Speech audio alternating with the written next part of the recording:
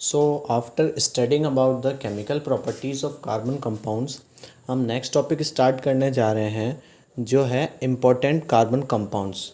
तो इस चैप्टर के अंदर हम दो इम्पोर्टेंट कार्बन कंपाउंड्स के बारे में पढ़ने वाले हैं। जैसा कि हम जानते हैं कि मिलियंस ऑफ नंबर्स में कार्बन कंपाउंड्स प्रेजेंट है, लेकिन हमें सिर्फ दो के बारे में स्टडी करना है, जिसमें पहला होता है एथेनॉल और दूसरा कार्बन कंपाउंड जो हम स्टडी करेंगे that is ethanoic acid. Ethanol सभी जानते हैं C2H5OH, और एथेनोइक एसिड के बारे में हम जानते हैं CH3COH। तो इन दोनों इम्पोर्टेंट कार्बन कंपाउंड्स की हम फिज़िकल एंड केमिकल प्रॉपर्टीज़ को इस लेक्चर में कवर अप करेंगे। क्लियर। तो सबसे पहला हम देखते हैं एथेनॉल। एथेनॉल जिसका केमिकल फार्मूला होता है CH3CH2OH, या फिर जिसे हम C2H5OH भी लिख सकते हैं। एथेनॉल को कॉमनली इथाइल अल्कोहल बोला जाता है। क्या? इथाइल अल्कोहल भी एथेनॉल को बोला जाता है। इसकी फ़िज़िकल प्रॉपर्टीज़ अगर हम देखें तो फ़िज़िकल प्रॉपर्टीज़ वो जो हम डायरेक्टली क्लियर अपनी आइज़ से ऑब्जर्व कर सकते हैं, लाइक उसका कलर, उसकी स्मेल, उसका टेस्ट, ये सब कुछ। तो एथेनॉल के बारे में देखें तो एथेनॉल जो है वो कलरलेस होता है और इनफ्लेमेबल लिक्विड होता है। Clear. It is a colourless inflammable liquid. Ethanol जो है वो वाटर के अंदर सभी प्रपोर्शंस में मिसिबल होता है। किसी भी प्रपोर्शन में अगर हम एथेनॉल को मिलाएं वाटर के साथ तो वो मिसिबल होगा उसके अंदर। क्लियर। और एथेनॉल का लिटमस पेपर पे किसी तरह का कोई इफेक्ट नहीं होता। इट मीन्स ये नेचर में न्यूट्रल होता है। It's neither acidic nor basic. अगर एसिडिक या बेसिक होता तो वो लिटमस पेपर के कलर को चेंज करता। क्लियर। तो ये physical properties about the ethanol. अब हम देखेंगे केमिकल प्रॉपर्टीज़ ऑफ एथेनॉल। तो केमिकल प्रॉपर्टीज़ में हम कलर, टेस्ट, स्मेल, इन सब से हटके about the chemical reactions study करते हैं। तो सबसे पहली chemical reaction about the ethanol that is reaction with sodium. कि एथेनॉल जब सोडियम के साथ रिएक्ट करता है तो किस तरह से वो रिएक्ट करता है। तो हम देखें CH3CH2OH दैट इज़ एथेनॉल, जब ये रिएक्ट कर रहा है सोडियम के साथ तो हमें मिल रहा है सोडियम इथॉक्साइड।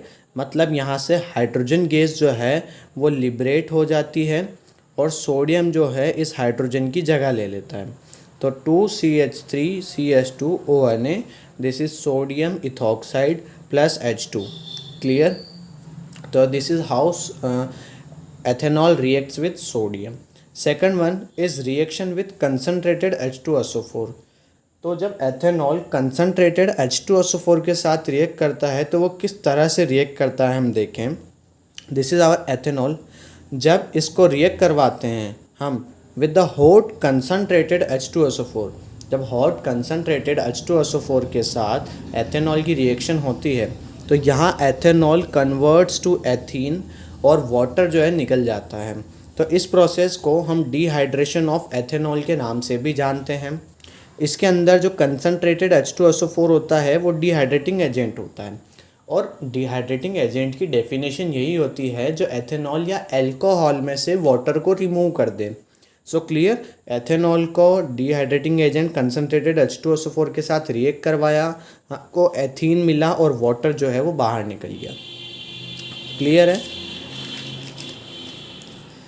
तो वो सब था एथेनॉल के बारे में। सेकंड इम्पॉर्टेंट कार्बन कंपाउंड के अंदर हम मूव करते हैं towards the ethanoic acid CH3COOH। तो जैसे उधर एथेनॉल का एक अलग कॉमन नेम था, सिमिलरली एथेनोइक एसिड को कॉमनली हम एसिटिक एसिड के नाम से भी जानते हैं। एसिटिक एसिड के नाम से भी जानते हैं। इसकी फ़िज़िकल प्रॉपर्टीज़ अगर हम देखें तो ये भी कलरलेस लिक्विड होता है और पंजेंट स्मेलिंग लिक्विड होता है। किस तरह का? पंजेंट स्मेलिंग लिक्विड होता है। एथेनॉल की तरह ही एथेनोइक एसिड को भी हम किसी भी प्रपोर्शन में अगर वाटर के साथ मिक्स करें तो वो उसमें मिसिबल होता है इर्रेस्पेक्टिव ऑफ द प्रपोर्शन। और जैसा कि हमको पता है एथेनॉल न्यूट्रल था, एथेनोइक एसिड जो कि वो एसिड है तो एसिडिक नेचर हो करता है और ब्लू लिटमस पेपर को रेड में चेंज कर देता है। These are something about the physical properties of ethanoic acid. Move करते हैं towards some of the chemical properties जिसमें हम रिएक्शंस देखते हैं। तो सबसे पहली रिएक्शन जो हम देखेंगे दैट इज़ एस्टरिफिकेशन रिएक्शन। कौन सी? एस्टरिफिकेशन।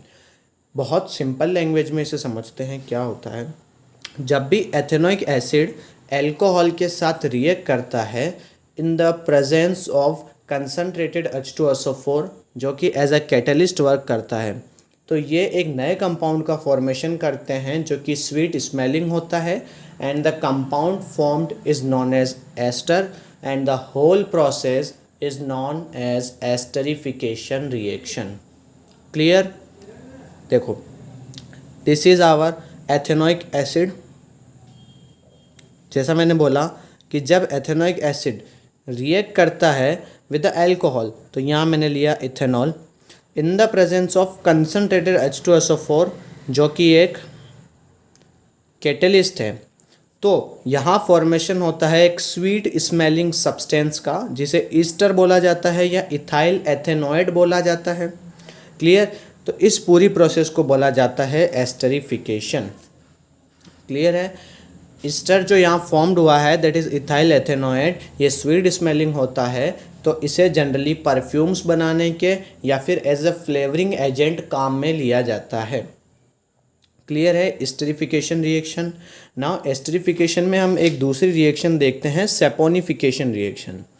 जो एस्टर हमने तैयार किया है between the reaction of ethanoic acid and alcohol, जब इस एस्टर को सोडियम हाइड्रोक्साइड के साथ रिएक्ट किया जाता है, ester react with sodium hydroxide in the presence of H2SO4, तो यहाँ पर अल्कोहल अलग हो जाती है, दैट मीन्स एथेनॉल अलग निकल जाता है, साथ में ही एक सॉल्ट का फॉर्मेशन होता है दैट इज सोडियम एथेनॉइड जिसे सोप भी बोला जाता है, CH3COONA जो कि सोप का फॉर्मूला होता है and the process is known as saponification reaction.